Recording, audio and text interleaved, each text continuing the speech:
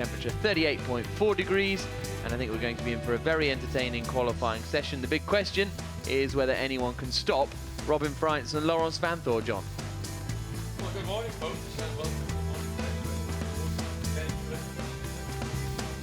Point standings. Yep, Robin Freitz and Laurens Vanthoor up at the top. They are 27 points clear of Attila Abreu and Valdeno Brito, Ortelli and Raquelme in third, and then Abril and Buch in fourth place, and they know it's a big weekend for them if they want to try and close down the gap to the leaders, Freitz and Vanthoor. Then Cacabueno and Sergio Jimenez completing the top six. And then further down, we've got Nicky Meyer-Melnoff and Marcus Vigelhock, then Enzo Eid and Christopher Mies. Seefried and Seidler as well, two drivers who deserve more championship points than they've managed to gain so far, but that Ferrari has looked quick so far this weekend. Going all the way down, Felipe Salaquada there, 13th in the championship standings. Nick Catsburg is back this weekend, so he'll be looking to add to his 10 points. Justin Kobiak has picked up 8 points as well. So, just 3 minutes till the qualifying gets underway, and there you can see Robin Freitz being strapped in, and as we were saying, John, they're the pairing to beat. Yes, very much so. They're the team that has been the form team, particularly Laurens Vanthoor. His young, new teammate for this year, Robert Freitz, has got all the natural speed. We know that from his single-seater background. But of course, making the adaptation to a GT car with a different level of downforce, different weights, everything about the car is quite different. So all the talent that you bring to GT racing have to be assessed from a different perspective. And there, in its resplendent blue, is the 84 Bentley Team HTP, Vincent Abril, and hopefully he'll not be looking for anything orange or green this weekend. No, absolutely. Talking about the McLaren and the Ferrari. Yeah, they came together at the start of the race in Zolder last time out, and that is Vincent Abril sat at the wheel getting ready to head out onto the track. Then we've got Enzo Eid and Christopher Mies in the number 2 WRT Audi. They were second quickest yesterday, and it looks as though it's Enzo Eid who's going to be going out in the first of the 2 qualifying sessions. We have Q1 and Q2, and then the quickest 10 cars go through to Q3. There's the 77 BMW that's second in the championship at the moment, Valdeno Brito and Attila Abreu. That car has only been off the podium once so far this season, and that was a 5th place in the qualifying race in Zolder. So a really strong season for Brito and Abreu. Yeah, the sister car was very good yesterday in second practice. So again, a racetrack, we keep talking about BMW, certain racetracks play more to their strengths than maybe somewhere which is basically straights, hairpins and straights. So much more complex circuit here in Moscow. Great little racetrack. I mean, a little being a pejorative term, it's a racetrack that will not favor one manufacturer over the others. And consequently, as you mentioned just at the top of the program, qualifying here will be tight, and even the good and the great got caught out, and Laurens Vanthoor had a minor off yesterday, which actually turned out to be a little bit more work for the team than WRT had anticipated. That man there, Marcus Vigelhock, had an off as well at turn 3. Didn't hit anything, but had a couple of spins, as did some of the other front runners out there. So it is a tough little track to try and get hold of. Yeah, of course, the circuit is not, it's a permanent racetrack, but it's not permanently in use. In other words, there are not events taking place literally by the weekend. Consequently, the track doesn't get used, so the track gets dirty or dusty. That has to be cleared. Then you get the racing line returning. I mean, you can basically see that on the track, you can see the black marks of the cars. That's the entry point that you take coming into turn 1. So overnight, the track will have sort of relaxed again, and it'll take the best part of this first qualifying segment for it to recover to the position it would have been in, well, less than 12 hours ago. Here's Mark Szorzycki out at the wheel of the 23 RJN Nissan. Great to have the RJN Nissan team here just for this one-off round for Mark Szorzycki's home race. Well, home race is a bit strong. He says it's not really my home race, it's in my country, but it's an 8-hour flight from where I live. He lives on the eastern seaboard of Russia. I mean, literally, he's nearer to North America than he is to Moscow. Yeah. So he's winding his way around now, trying to get heat in the tyres. There's the 71 car of Alexei Vasiliev and Marco Asma. One of the two GT Russian machines we've got here this weekend. Door comes down and they get ready to head out. And it will be Vasiliev who goes out in the first session. Meanwhile at WRT, James Nash departs the pit lane in the number 4 Audi. There's the long back straight. We've seen that the Nissan, I don't know whether it'll be the case here, but certainly at the Blancpain Enduro event at Paul Ricard a couple of weekends ago, these Nissans were mega quick down the straight, down that long kilometre straight, and that gave them a real advantage in terms of being able to overtake. So we're going on to the start of a flying lap on board into turn 1. And a sort of turn 1, turn 2, almost not quite. You almost try to make 1 and 2, but then of course it goes on and on and on, and that is very much the nature of this circuit. You got quite long corners, and you think you're about to exit, and then it pinches again. You just catch it there. So 1, 2, and 3 are a sequence of almost double apex corners.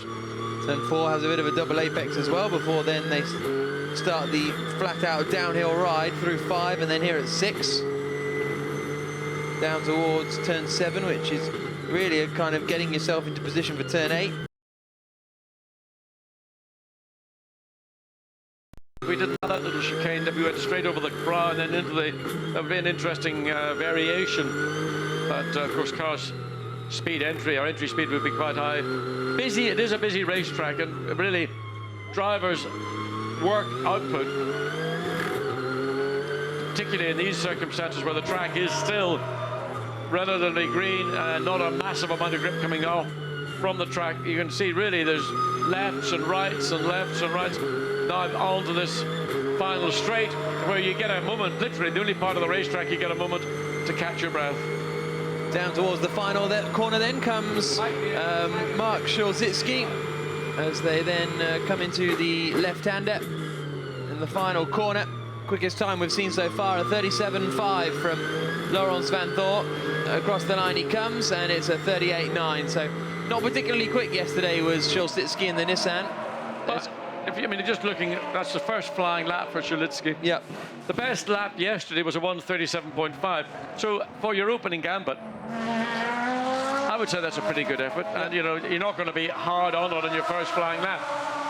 You may have slightly better rubber because people would not have been running ultimate rubber. The limited on the tires is the best of your rest from the previous events, and then you've got 4 new sets for the qualifying and for both events, and you want to keep as many new sets as you've got as possible. So in fairness, I think that was a reasonable good outlap for the Nissan.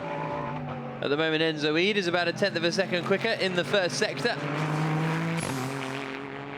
Really see them taking the dirt and the grass on the inside line of 8 there.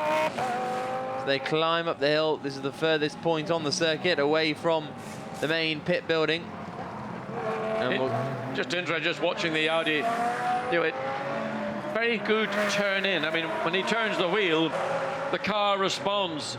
And I know that sort of sounds an obvious observation to make, and there he actually got caught out, turned in the back end, suddenly just didn't have enough grip.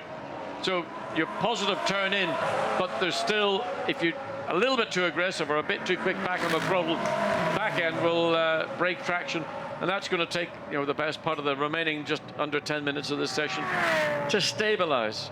So Enzo Eid now 3.5 tenths down and decides to come into the pits anyway. Quickest man out there, Robin Freitz, 1:38.417, a couple of tenths quicker than Mark Szulzicki. Within 3rd place, Stefan Rakelmi at the moment, James Nash, Enzo Eid, Alexei Vasiliev, and Albert von Turnhen-Taxis are the 7 men we've had set a lap time so far as Albert von Turnhen-Taxis returns to the pit lane. Swinging in through the left-hander, and Nick Catsburg sat waiting for his turn, which will be in Q2, and hopefully, as far as he's concerned, Q3. But a best first sector here for Stefan Rakelmi. Yeah, so everybody just going through the motions. They've got 9 minutes remaining, so they've gone out. There's been work carried out on the cars overnight. Very often it's just simply a matter of going out, set a time, as Frank Stippler looks as ever totally calm, totally composed, and totally confident. Riquelme down towards the final turn. His teammate Robin Freins is going quicker than him at the moment, though, by about 0.4 of a second in the first sector. So across the line comes Riquelme, sets a 1:38.463, which puts him second quickest at the moment to Freins, but Freins is looking fast. A middle sector actually from Freins wasn't astonishing, lost a couple of tenths there, but this could still put him to the top. Across the line he comes, and it's a 1:38.288. Which is now, this morning, the quickest single lap. Albert is back. We're back into the garage, Albert Montana Taxis. And Laurent Van Thor sits patiently. Oh, and that's Stefan Riquelme. Well, I think that's down at turn 3 that Riquelme's had a moment there.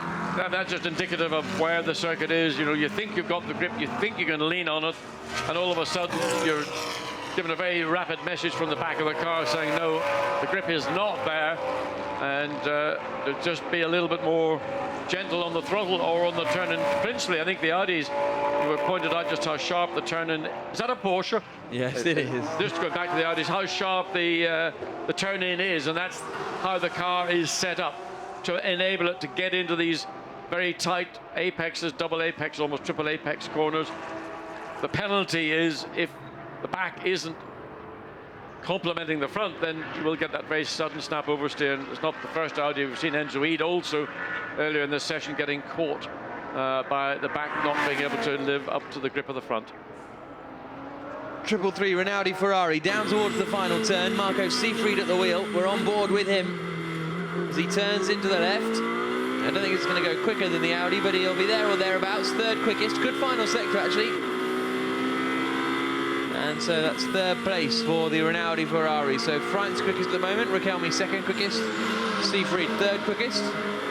But this is a car-driver combination that's been threatening to win a race basically all season, and for a variety of reasons they've been picked upon. They've been they were like the schoolyard kid that gets kicked up by all the other bullies in the schoolyard. So they've suffered a lot of incidental damage, which has not been down to their two drivers. They've got two quick guys in that car, and that is a race-winning combination, make no mistake.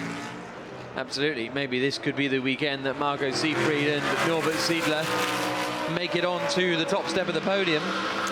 In fact, make it onto any step of the podium. They've oh no, they were second, weren't they, in the qualifying race in Zolder, but that's the only time they've been on the podium so far this year.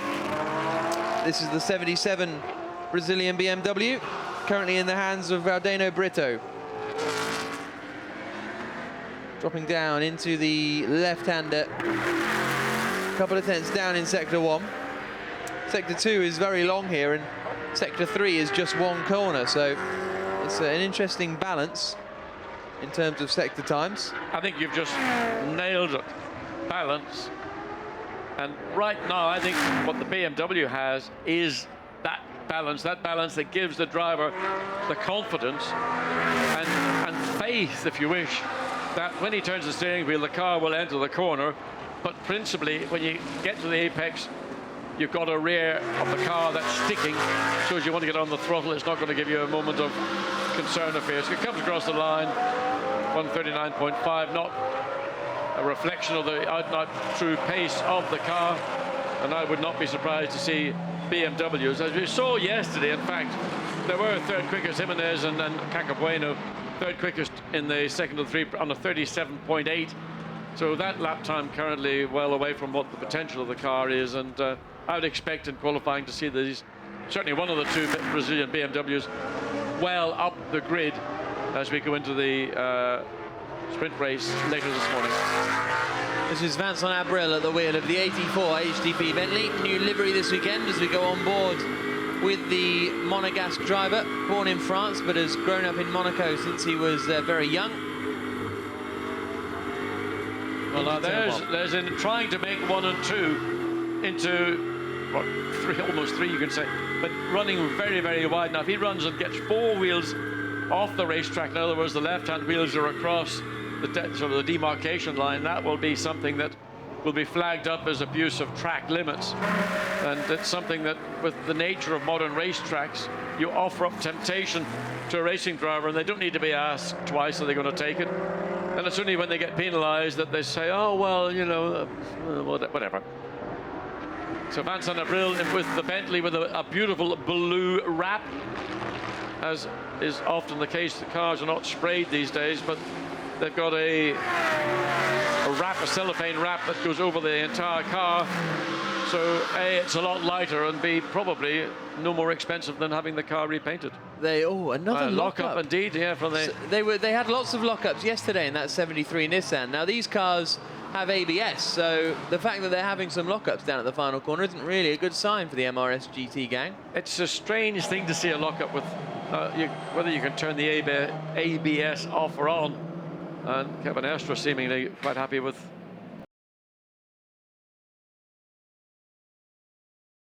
You know, so that's he's not been out in this session. Mate, I'm in Russia, I can't talk. Somebody might see what I'm saying.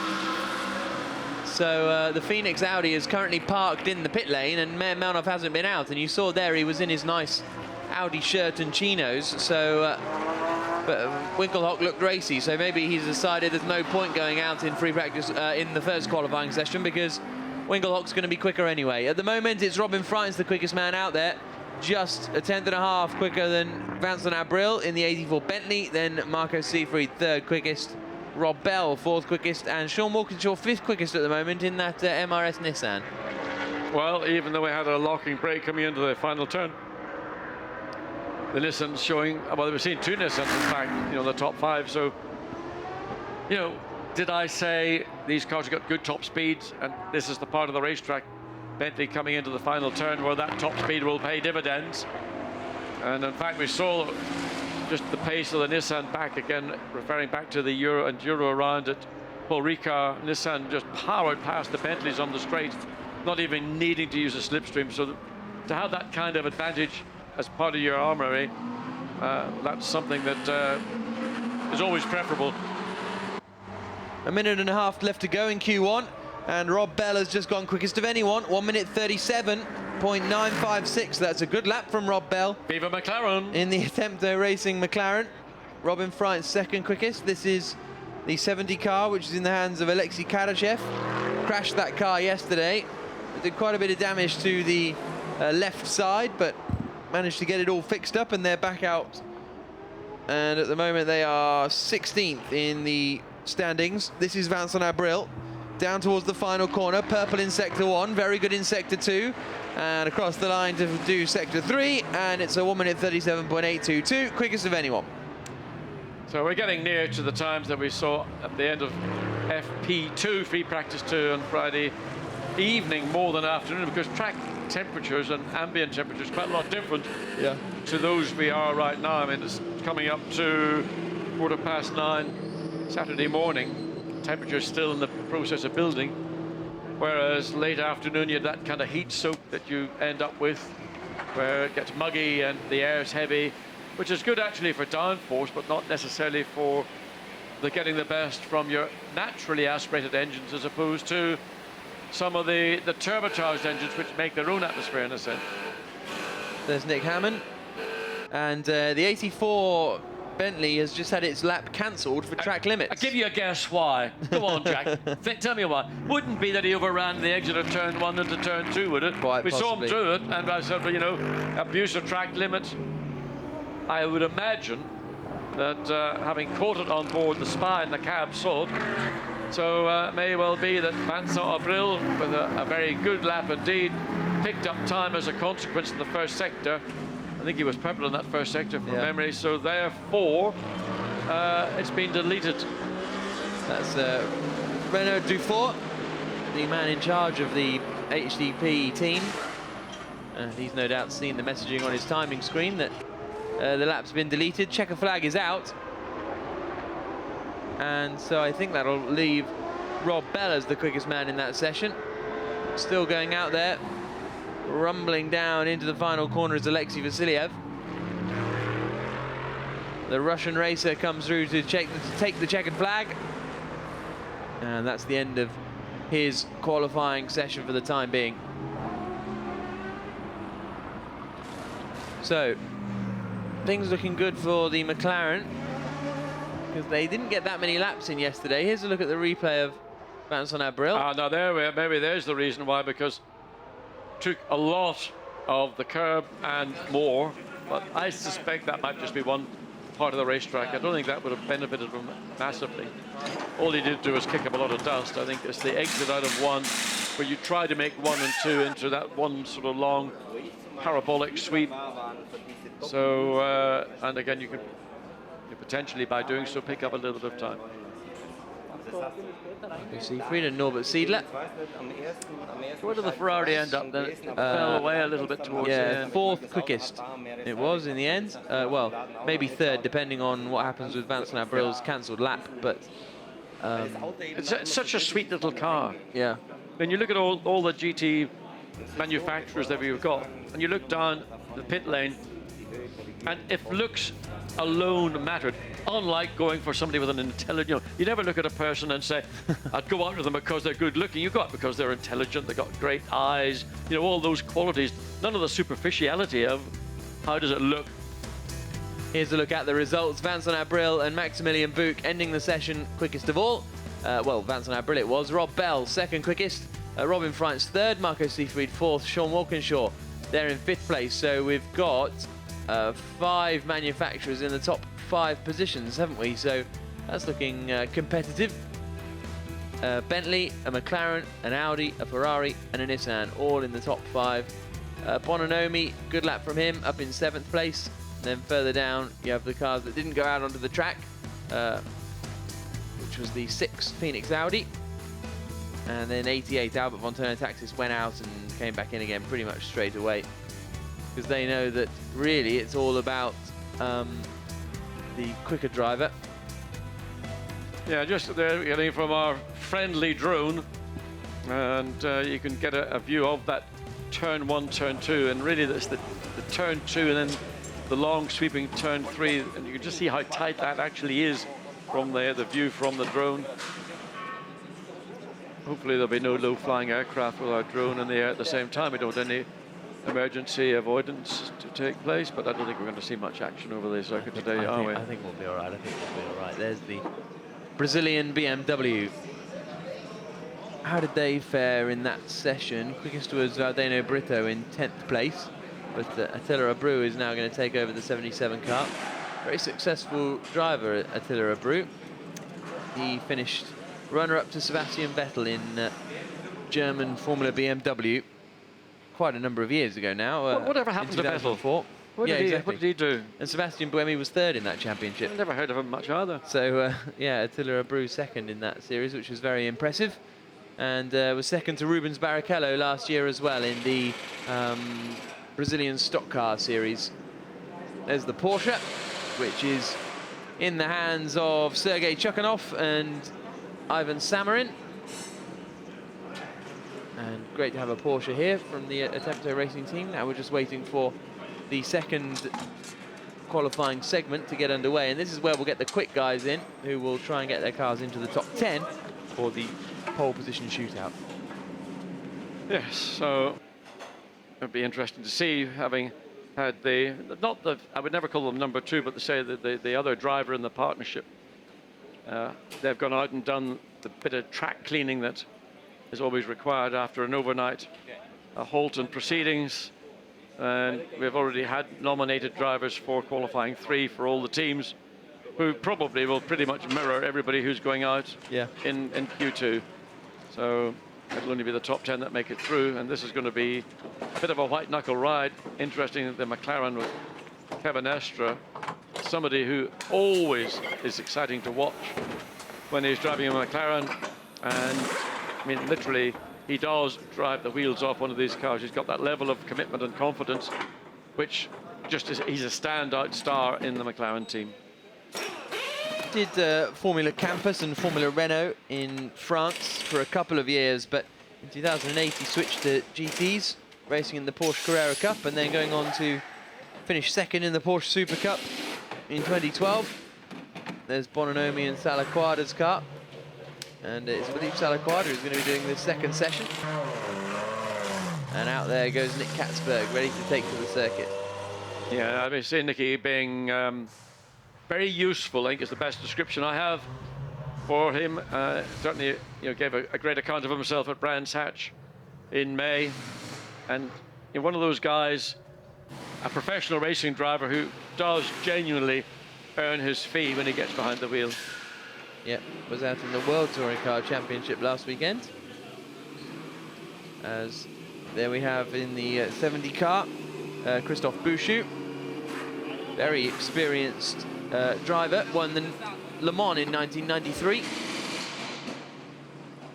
In a GT category, of course. Yeah. Oh, did he win it overall? Overall. Overall, I mean, very, very versatile driver. That's what I was trying to say. Yeah, it was, I'm trying to remember what it was in now. We'll find out. But the car's about to head out onto the track then for the second segment of qualifying. It probably was a GT car because that's what was, at that point, Le Mans had sort of gone back into its more club-like days when we didn't have the LMP1 cars that are now the dominant factor. So you had things like the Porsche GT1 and McLaren GTRs. I'm just trying to work out, remember. Peugeot 905. Really? Yeah. So that was the end of... I can't remember. With Eric Ellery and Jeff Brabham. Okay. That was effectively what they call a Group C car. Yeah. Which had a V10 Peugeot engine. So that was a proper quick race car. Yeah. And then thereafter it was more the GT, the McLarens and Porsche that did the winning. And of course Le Mans now back to manufacturer-based back hybrid prototype cars. So out onto the circuit has come the Zero car, now in the hands of Caca Bueno. And he's tucked right up behind Norbert Siedler.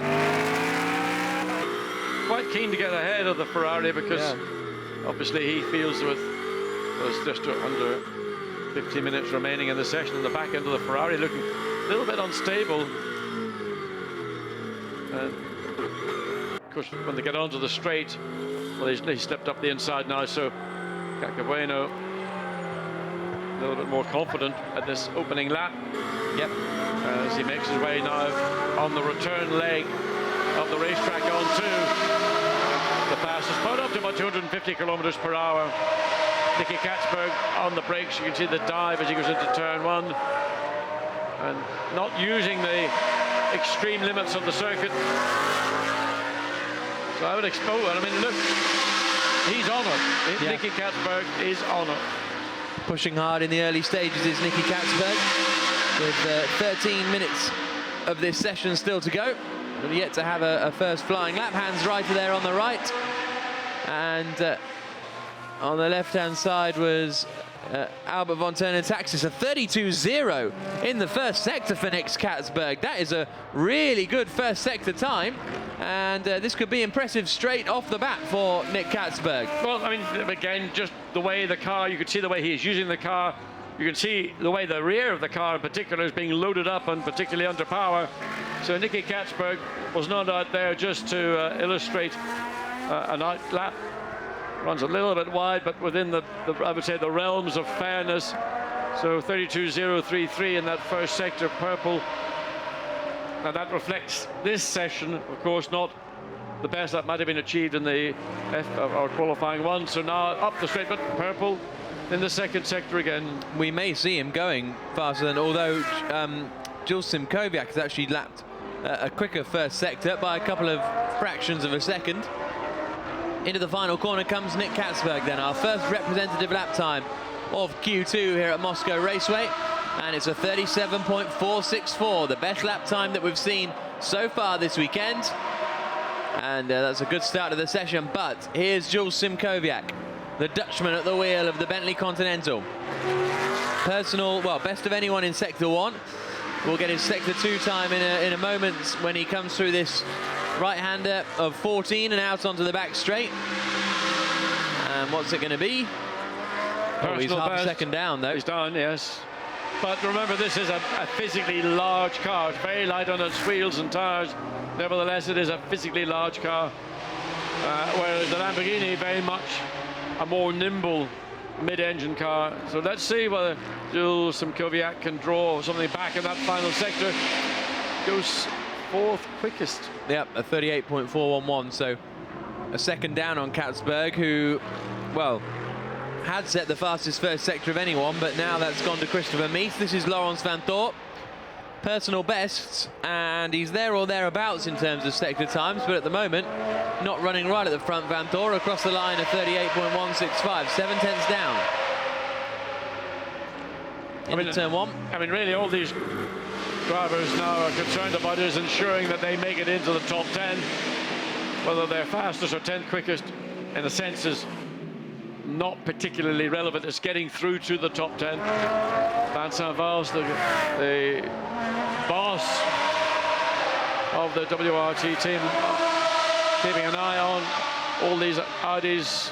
And this is, BMW is coming onto the back straight. So the number 2 car with Christopher Meath behind the wheel. So what's he going to do as he comes across the line? Second. Yeah, good effort from Christopher Meath. 37.440. That's because Nick Catsburg just improved to do a 37.1. So very impressive from Nicky Catsburg. 3.5 tenths clear of the rest of the pack at the moment. There you see James Nash and Stefan Rakelmi watching their teammates out there. Now here's Kaka Bueno. Norbert Siedler's just gone 3rd quickest. And Catsburg's just gone quickest again in the first sector, so he's really on a mission, Nick Catsburg. This is the 0 BMW that we're watching. Kaka Bueno, 5-time Brazilian stock car champion. Let's see what he's got in sector 1. 32 dead, the benchmark. 4 tenths down already. On board through 6, up towards 7 and 8 now. A little quick change of direction and then get the car into the first part of this is the most distant part of the circuit, and now you start your way back again through this series of entwining rights and lefts, and with little subtle dips just right on the apex, just to make it that little bit more tricky to get the nose of the car in. But the BMW is certainly responding to the wheel, and the gradual climb back up into this penultimate corner and then onto the back straight. And this is where the BMW will suffer a little bit. Already 1.2 seconds down, though, is Kaka Bueno. Nicky Catsburg's just dipped into the 1-minute 36s, so 1-minute 36.976 for Nicky Catsburg. Into the pits now comes Kaka Bueno. Christopher Meath is 2nd quickest still, just less than half a second down. But Catsburg is really flying out there. Still 8 minutes to go. And this is Laurens van Thorp. Personal best in sector 1, but a couple of tenths down on Christopher Meath.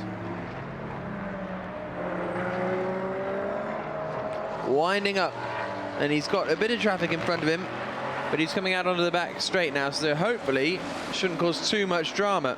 Well, he's under the rear wing of the Mercedes, so that'll give him a marginal benefit as he comes down the straight. The Mercedes not running at full speed, I would have assumed, because the Audi came past somewhat easily, but that's all to the benefit of Laurens van Thorp.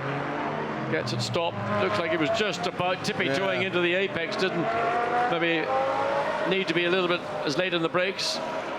So, second down. Personal bests in sectors 1, 2 and 3, but 9 tenths slower than Nicky Catsburg. And Robin Friens keeping an eye on the timing and scoring, and he's mulling away what the potential is for qualifying, and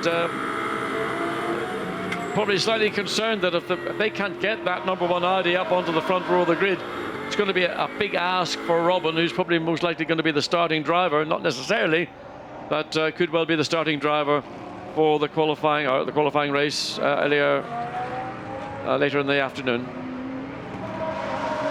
Maximilian Buch, we're on board with now. Through 5, then down to 6. Almost 4 tenths down in sector 1. Bit a strange year for Max Buch. He hasn't, shown the kind of almost dominant form that we've seen from him in the 2 previous seasons. And of course, again, the last round of the sprint championship was at, the penultimate one was at Brands Hatch when he had that massive off on the exit of Paddock Hill Bend. That's not having any effect on him, but just hasn't quite found the groove in the way that we were so familiar with in the previous 2 seasons. And is that switching to a Bentley? Can that affect you, or is it a car's a car? Well, it seems as if he and the Mercedes were just made for each other. They seem to be bonded together in a way where they were synonymous. He hasn't yet quite made that connection with the Bentley. The Bentley probably is the better of the handling of the 2 cars. But when you've got a package where you're so much integrated into it as he was within the HTP Mercedes rather than the HTP Bentley, so it might just be that he needs to get into the relationship with the Bentley a little bit deeper to get the best out of himself and the car. 5 minutes to go in Q2 then. There's Vincent Abril, teammate of Maximilian Buch. Now that also might be an issue because that's Kevin always trying, and he's doing a bit of, that's not really the ideal approach. That's down at the far end of the racetrack. Yeah, but that's Kevin Estre. Never say stop pushing. That's the second lap we've seen the Porsche coming down in the middle of the straight, and you would say that the car wasn't going particularly quickly, but on that long camera shot it's difficult to tell. Nicky Catsburg 36.9, which is, to my knowledge, the first driver to break into the 136s all weekend. Yep, and he's half a second quicker than the rest of the pack at the moment.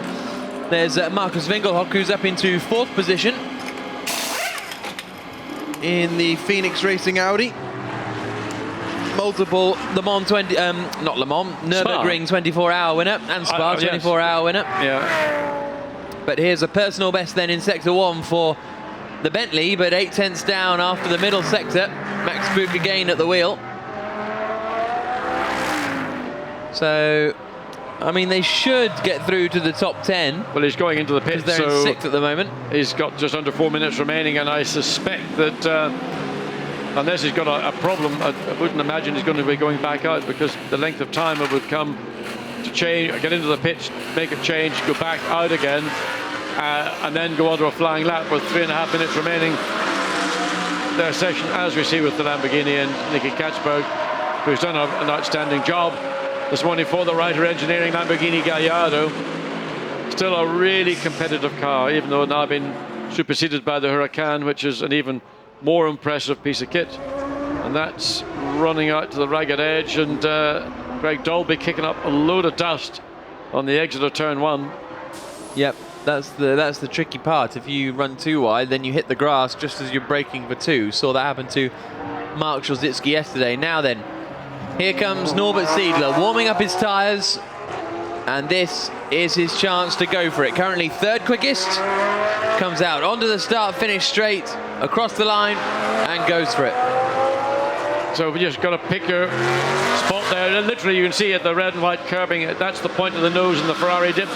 Again, I caught the dust from Dolby's Nissan there, still a little bit dirty on the outside of the track, and you could almost see a hesitation from Norbert Siedler as he makes his way into turn 3, and again this ever tightening, really late apex, then run the curb, then again on the brakes, the nose of the Ferrari dips, double apex, then drops down the hill, and then you get a short breathing space through the quick rights, and then onto the brakes again as you come into this left, and again dust being kicked from the Ferrari, but the car ahead of the Ferrari likewise.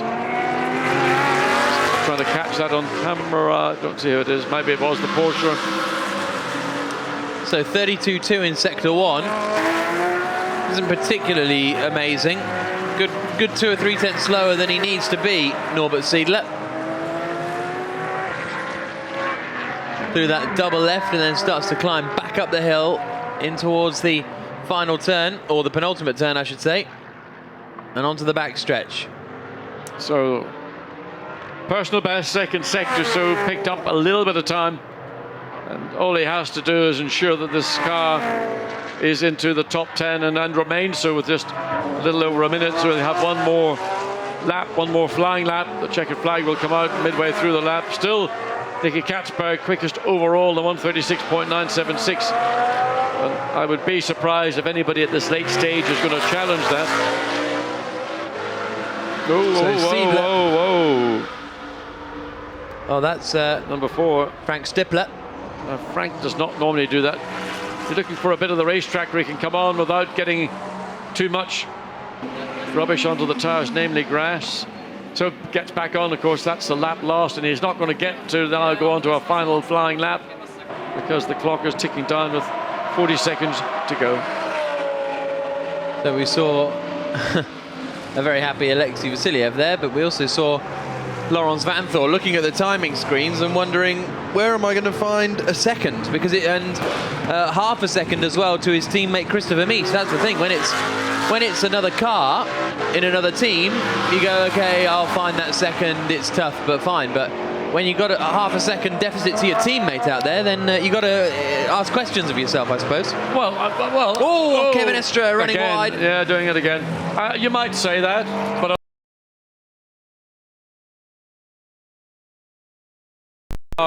did have an incident yesterday. It got a fair amount of damage done to it, so it's been worked on literally through the early hours of the morning. And you know, cars are so sensitive. A driver will go out within the space of almost leaving the pit lane.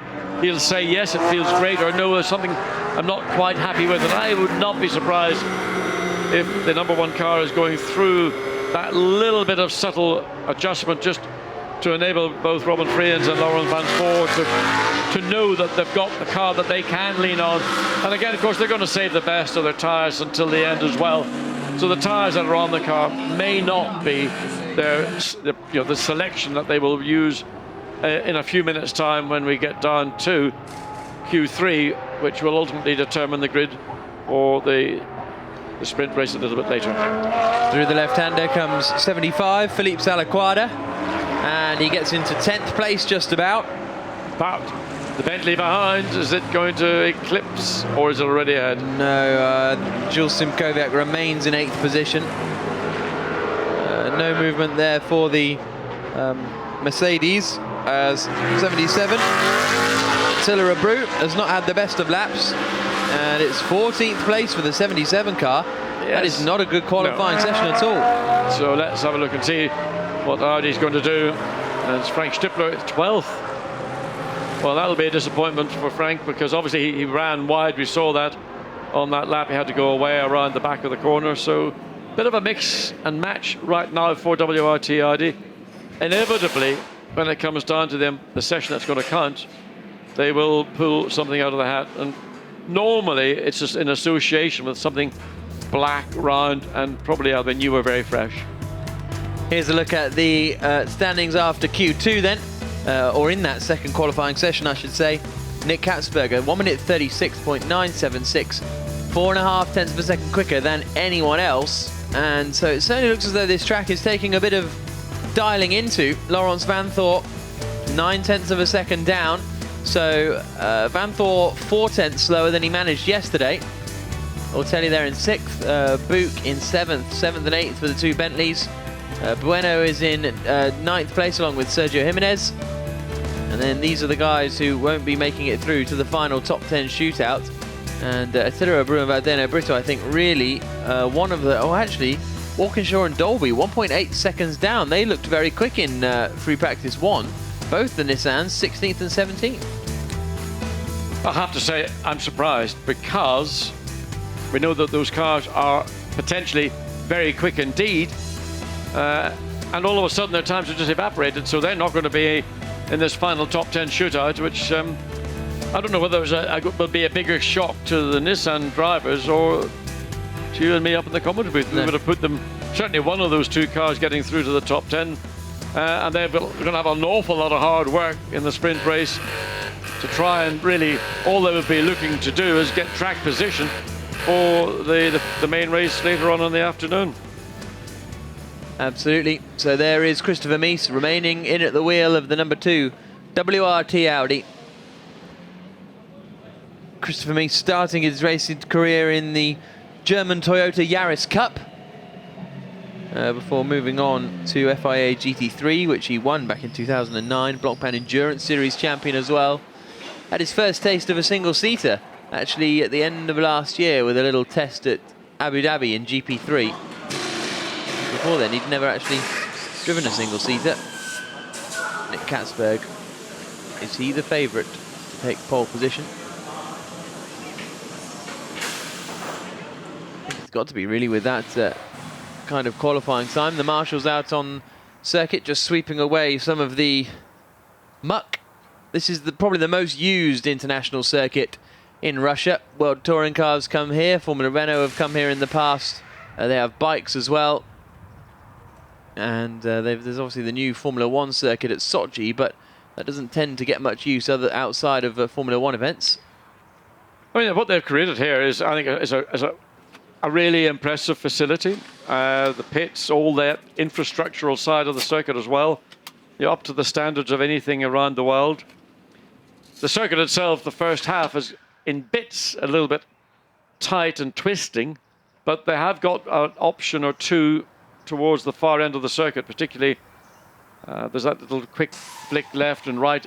You could actually delete that and just go straight down in, and it would be an interesting approach because you'd be coming to that left-hand corner at the far end of the circuit. Actually, it would be a blind approach and be a very challenging corner. I'd like to see that, and I'd like to see what difference it would make to a lap time, and it might just offer up another overtaking opportunity where currently there's not one at that far end of the racetrack. Kevin Estre at the wheel of his McLaren 650S. Still waiting for the kind of performance we know that Estre, Bell and that McLaren have in them. We saw flashes of it at Brands Hatch, but not quite to the level that we were hoping for. Marcus Winkelhock there in the number 6 car. So it'll be Van Thor, Mies, Ortelli, Winkelhock, Estre, Simkowiak, Buch, Catsburg and Seidler are top 10. There is Winkelhock. And the trouble for Phoenix, he says, is that they've got no teammates. WRT they're running the Audi R8 as well, and they've got 4 cars, 8 drivers that they can all use to test different things, whereas the Phoenix guys, it's just them two. Well, you got Nicky Meyer-Melnhoff, who's sort of... But as in, there isn't another car. Ah, okay. No, they're just a solo, I understand that. Yeah, I mean, it does help to have the backup of another car to overlay, any changes that are being made. So Sergio Jimenez not looking particularly happy. Talking to Caca Bueno there on the left. Well, you get 2 drivers having a different opinion about how a car should be set up. Yeah, they're... yeah. Might be able to drive up, but we've got to share a car. Usual sort of stuff that goes on between different drivers. You can see, look, there we go, loads and loads of... That's the understeer. Front end. You get an oversteer, and Caco's looking very cool and laid back, and, well, I don't have that problem, mate. Well... Who's quicker in the car, mate? Well, neither of them, neither Brazilian BMW through to the top 10. As you see the cooling going straight on the RJ and Nissan. I have to say, I am surprised. I'm surprised that neither Nissan made it into the top 10. Now, yeah, I don't know why, but it's a good car. I mean, Shalitsky's a good driver. He should have, I would have thought, had the pace in that car. But well, it just goes to prove I actually can be wrong sometimes. Make a note of this. Make a note of this moment on the on this Saturday. So Q3 10-minute session to decide pole position. First out on track is going to be the WRT Audi. I think of Stefan Ortelli. No, Christopher Mies. In the number 2 WRT Audi. The German driver, former Blancpain Endurance Series champion. 2 times winner of the Bathurst 12-hour. Won the Nürburgring 24-hour earlier on this year as well. And he's looking to get up to pace as he roars down through 5 and 6. There's some new tyres going on the 83 Bentley, which Jules Simkowiak will be starting. In fact, those have been run. Have they? Yep, just that left front certainly looks like it's not a brand new tyre. May not have done very many laps, but certainly they weren't, you know, a pair of sticker tyres. As Christopher Mies got a... He's the only man on track at the moment. Yeah, well, you know, everybody's going to go for a one-lap wonder. I mean, they've got to probably going to use a new set of tyres, and that set of tyres will have one fast lap. That will be the first time lap. Christopher Mies might just be going out to check something before he comes in and goes down that route. So yeah, a very unusual situation. Normally we see the cars heading straight out in Q3. Yeah, but I suspect, and this time I could be right, that most of the top 10 are just going to wait and use the best of their tyre or a new set of tyres. Absolutely. And just go out and give it one blitz lap, and if it doesn't happen, then it doesn't happen. At least they're all going to be in the top 10. This is Christopher Mies then, down into turn 2. On the power, then into the long right-hander at 3. Come in, take a bit of an apex, then run out wide. Whoa, back end going, keeps it together. Does that, doesn't quite hook up the second apex as a result. And you think he might have backed out of it already because it doesn't look like there's a lot of load going into the car. Yeah, 32.2 in sector 1 is about 4/10 slower than he can do. As some more cars fire up and rumble down the pit exit. There they go. Yeah, so they've got 7 minutes or so. So an out lap will be the best part of 95, say 100 seconds. And then a flying lap will be, yeah, just under 100 seconds, but not 1 minute 36 if you're on it. Marcus Finkelhock resting. Oh, that was Stefan Ortelli, my apologies. I'm not very good with recognizing closed driver eyes. I was going to say eyelids are not your big thing, are they? So this is Christopher Mies then heading down the back straight. Purple's in sector 1 and 2, but he's the first man out on circuit. So it'll be more representative when we get a lap time. A 36.9 is the best we've seen so far, and a 37.3 is the quickest time we've seen from Christopher Mies. Across the line he comes, and it's a 37.7. So not a bad first sighter. Well, not going to be good enough because we've seen a 36.9 from Nicky Catsburg in the Lamborghini, and you would like to think that that would have been done on a set of tyres that, in my view, would not have been, whoa, the back end, look at that, dancing around the nose as it comes through these. And that's more like it in sector 1 from Laurens van Thor, 31.8. Certainly, the balance of this Audi is pinpointed. I mean, there's nothing there. If you lose the back, it'll be a big handful to keep it. So Laurens van Thor really skating on the thinnest of ice to keep the car in control. Hassling it down through this double left-hander. Out onto the little stretch in between the two. Then it's turn 13 here. Climbing the hill up towards 14. Now we'll get a good representation of his middle sector time as he comes out and breaks the timing beam. And he's only fractionally up on Christopher Mies at the moment. So he's lost about 4/10 in that middle sector, Laurens van Thor. And now into the final turn. You've got Christopher Mies behind, who's looking reasonably quick, but not actually much quicker than he's already gone. So Van Thor across the line to set a 1 minute 37.784, fractionally slower than his teammates. So are we seeing the end so far of the Freinz Van Thor domination? They've had pole in the last 2 events. They've had pole in every qualifying session they've managed to finish. Jules Simkowiak. So personal best for Simkowiak, but he goes third, 38.1. So Nicky Catsburg has just done the fastest first sector of anyone, a 31.850. There's a rather concerned looking Robin Freinz. But Nicky Catsburg is out there in the Reiter Engineering Lamborghini, and he is looking super fast. Here he is now, into 13. Fastest first sector. The thing that I noticed with Nicky Catsburg was he could really pick the Lamborghini up, chuck it into a corner, and the back of the car was staying with the driver.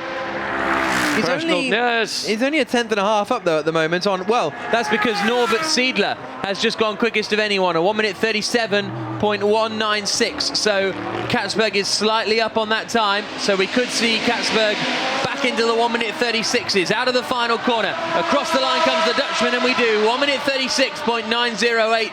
Quickest lap of the weekend so far. Siedler is second quickest. Third quickest is Kevin Estre in the Ferrari. WRT Audi's fourth and fifth. In a McLaren, Kevin Estre. Yeah, McLaren, sorry. Marcus Winkelhock has just gone 0.2 of a second quicker in sector 1 than Nicky Catsburg. Great first sector from Winkelhock. Through the final corner comes Laurens Vanthoor. Is there going to be any improvement from him? 37.4. Better, but still fourth place. And I mean, that really is a struggle as we go back to... Let's look and see. Oh, so Winkelhock through the middle sector. What's it going to be for him? He's a tenth and a half up on Nicky Catsburg. This is a great drive from Marcus Winkelhock. He said yesterday he really enjoys the track. Great memories of racing here in 2012, the year he won the GT1 World Championship. Gets on the brakes into the final corner. Little J just had to make a small adjustment at the point of turning in, but not really going to affect his time. Goes second. So he lost about 0.3 of a second in that final sector, did Marcus Winkelhock. But that's second quickest for him. Quickest of the Audis as well. Here's the Ferrari into the final turn. Don't think we're going to see much from them. Their middle sector isn't that great, and as a result they remain in third place. Not a bad place to start, and I think if they can stay, relatively out of trouble as Max Buch. So let's see what the young German can manage. This Frenchman, I just wonder whether Max's performances this year are a reflection of Vincent Bril being a little bit too close for comfort. Through the final turn comes Stefan Ortelli, about to set his first time, and it's a 38.460, so that's ninth place. Kevin Estre behind comes across the line, remains in fourth. So it's Catsburg in the Lamborghini, Winkelhock in the Audi, Siedler in the Ferrari, Estre in the McLaren, the top four at the moment, and then it's Laurens Vanthoor for WRT. So whatever's happening at the moment for WRT, they don't seem to quite have the pace. Through the final turn corner comes Christopher Mies.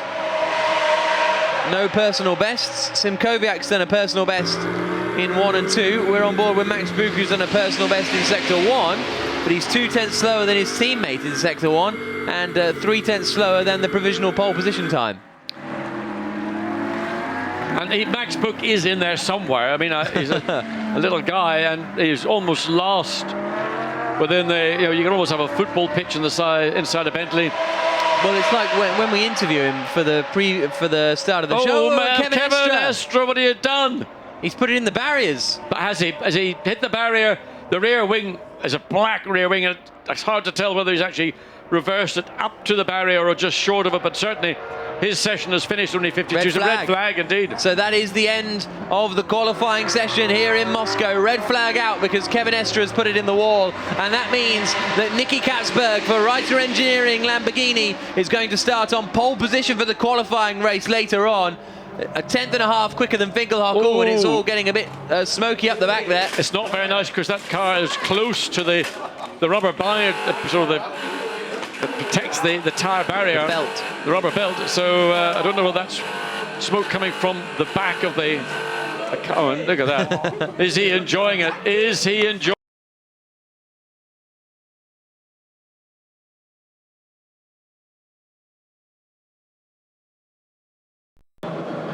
So there's Albert von Turn and Taxis over the moon with that one. And Hans Reiter delighted too. But there is Kevin Estre. So he's backed it in. I don't know how much he has backed it in. And they're saying, look, you got to go away. And he's going, no. It's a red flag, so it's fine. But not quite sure where that is either. But Catsburg on pole, Winkelhock second. Oh, here we go then. This is what happened to Kevin Estre. We've seen him go off twice here so far today. Comes through the left at 8. Then down towards 9. That's all okay. Or does he get on the grass on turn in? No, just loses the back end on turn in there. And how heavy does he hit the barriers? Or he's not going to hit them that hard, if at all, actually. A little nudge. And That's the red flag. So he's still going to start 4th, Kevin Estre, despite bringing out the red flag. And good to see he's okay and just sorting out the, or he's going to sit in it, is he, as they tow it back.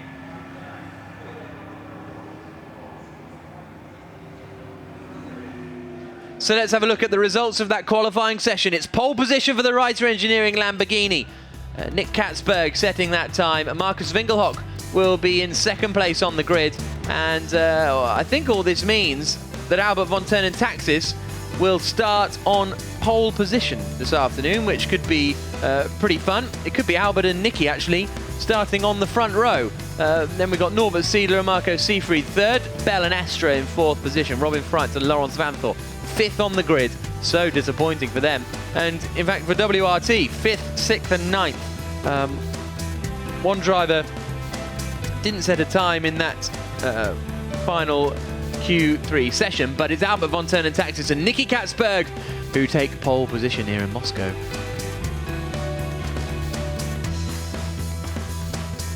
So that's the conclusion of the session. John Watson is just disappearing underneath the grandstand now, so he'll be having a quick word with the drivers, hopefully before too long, but it is a bit of a trek over to the other side. And there is Laurens Vanthoor, not looking happy. That's the first time that he hasn't had pole position this season in a session that he has finished. And in fact, and WRT, not the fastest of the Audis. Phoenix Audi looking quicker. But lots of high fives up at the top of the pit lane where Nick Catsburg and Marcus Winkelhock are.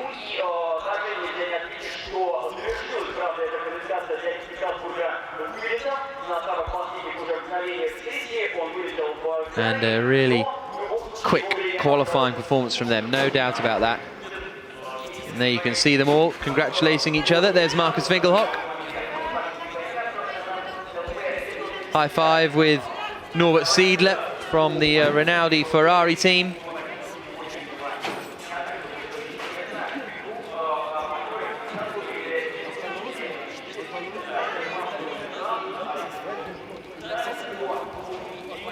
So I think we've got a great afternoon of racing on our hands now after that qualifying session. It's all a bit not quite topsy-turvy because you've got mega quick drivers at the front of the field, but they're not our championship contenders. Nick Catsburg and Albert von Turnen Taxis are going to be waiting up there.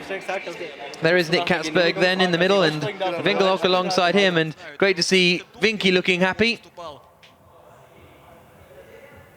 As the marshals now clear away some of the debris after the excursions that we've had out there on the circuit. And a really strong performance from Nick Catsburg as he now looks like he's making his way away under the bridge towards the press conference after that qualifying session. Great work from the Russian marshals as ever.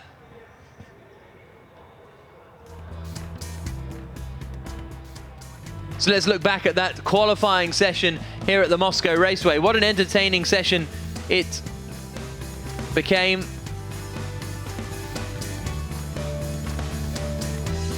The 71 car of Alexei Vasiliev looking forward to getting out at his home circuit. Max Buch and Vincent Abril focused ahead of the session. 54 Porsche, great to have Attempto Racing bringing a Porsche here this weekend.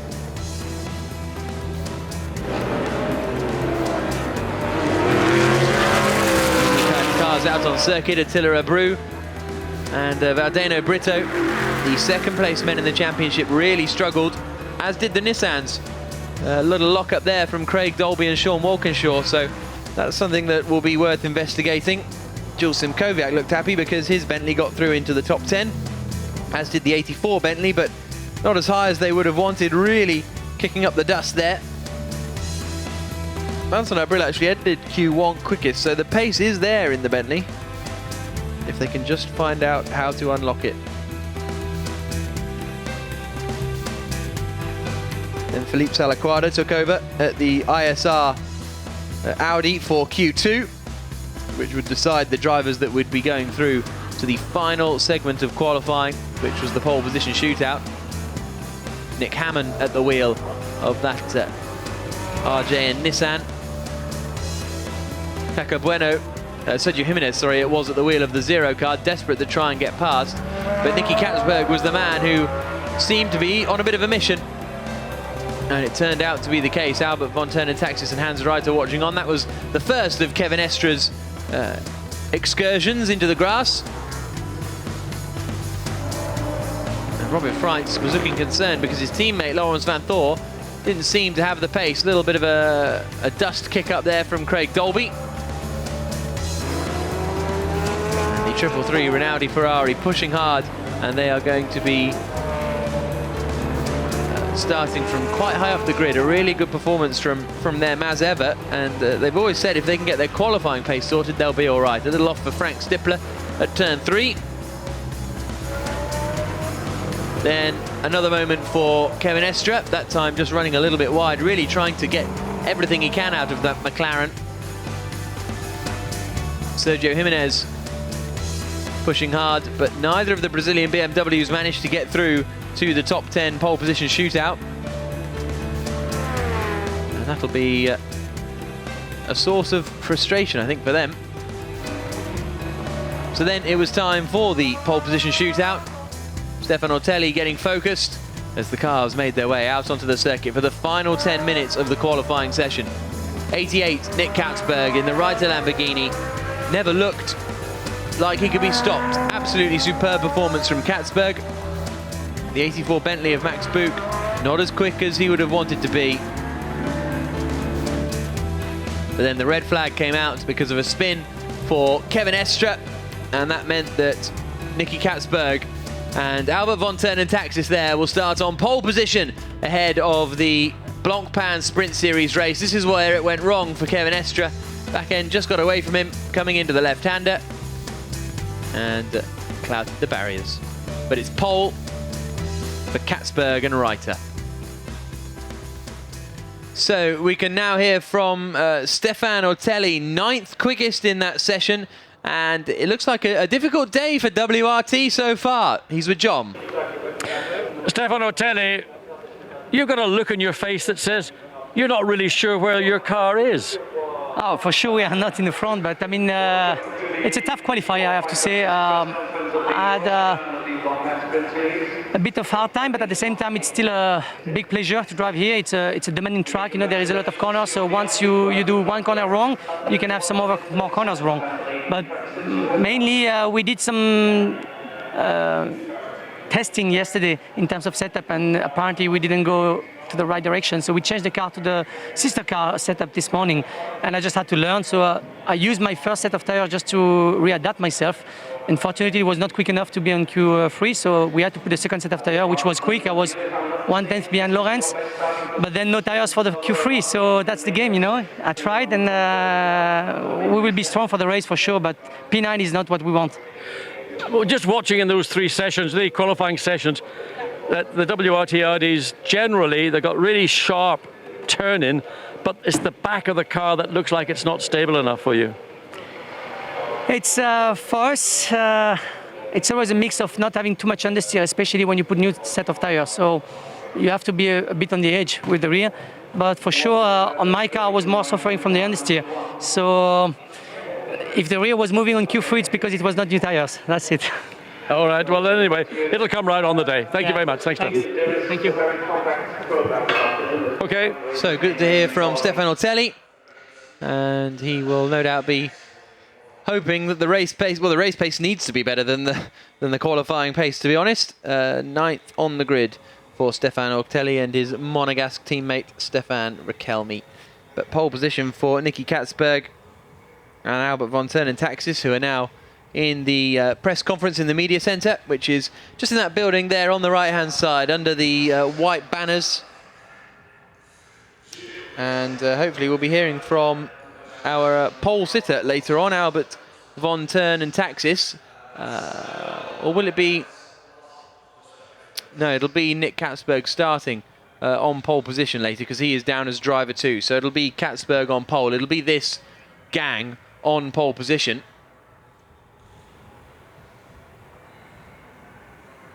And then Von Turn and Taxis will take over. Nicky Melnoff will take over. And Marco Seefried will take over. So I think the 333 Rinaldi Ferrari is the car that's looking in the strongest position at the moment. Here's a look at the points as it stands. 27 points clear. Robin Freitz and Laurens Vanthoor, they're going to be starting in 5th place on the grid. But Attila Abreu and Valdeno Brito not even in the top 10. Ortelli and Raquelme are 9th. So Abril and Buch are in 8th position. So it really is it could have the potential to mix up the championship this afternoon, because all of our top 6 in the championship not having a particularly good run. Max Martin and Dirk Muller not competing. So it could be a chance for the likes of Meyer Melnoff and Winkelhock to really haul themselves into title contention. Same could be said of Marco Seefried and Norbert Siedler and Rob Bell and Kevin Estre. I think we're in for a really entertaining afternoon of racing here in Moscow. Further down, you got then Nick Catsburg, the pole man, only 11 points so far this year. He hasn't competed in all of the races. James Nash and Frank Stippler, 15th in the standings at the moment. And you got Simkoviak, Dillman, Karachev, Schneider, Peter Cox, Alexei Vasilyov, Christoph Bouchou will be looking to pick up a couple more points.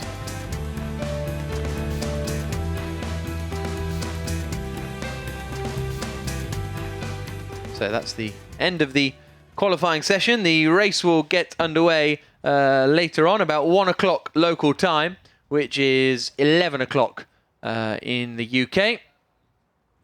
So let's hear from Albert Von Turn and Taxis. His teammate Nick Catsburg has taken pole position for the Blancpain Sprint Series race in Moscow. Albert, you always look happy, but you've got an extra big smile on your face. Why? Well, we're finally on P1. It's a very, very nice moment for us. We have anticipated that the circuit would suit us.